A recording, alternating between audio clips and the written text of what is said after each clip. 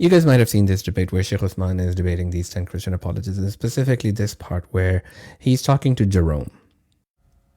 His original prompt was that Jesus is not Almighty God according to the Bible. To which Jerome's original question is, if Jesus was claiming to be the Almighty, would he be claiming to be the Almighty God? What I'm going to do is I'm going to present 4 premises, and we're going to start with Jerome's own statement. So premise 1, if Jesus is Almighty, then Jesus is Almighty God. Premise 2, if Jesus is Almighty God, then Jesus possesses a supreme will.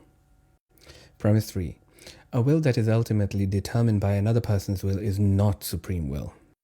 Premise 4, Jesus says that he does nothing from himself and judges according to what he hears from the Father. Now come the conclusions. Conclusion 1, by Jesus' own admission, Jesus' will in judgment is ultimately determined by the Father's will rather than by his own will. Conclusion 2, therefore Jesus' will is not supreme will with respect to judgment. Conclusion 3, therefore Jesus does not satisfy the condition required for being Almighty God. Conclusion 4, therefore Jesus is not Almighty God. And conclusion 5, therefore Jesus is not Almighty.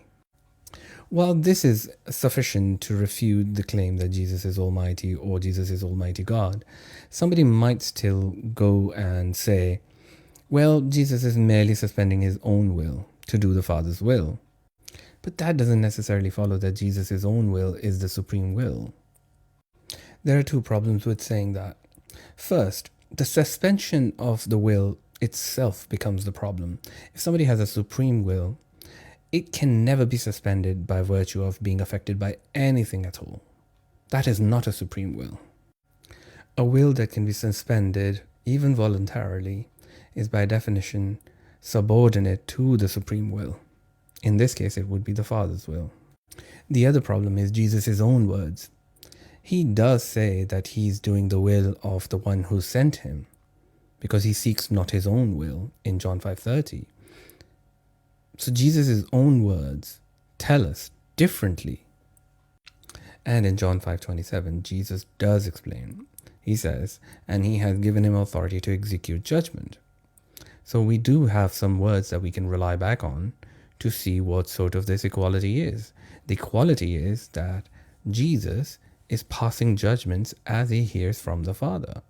It does not mean that Jesus is initiating his own judgments, whether they be by guidelines that the Father has given him or they be individual judgments. It wouldn't matter. Jesus' will is still subordinate when it comes to judgment, therefore making Jesus not Almighty and therefore making Jesus not Almighty God.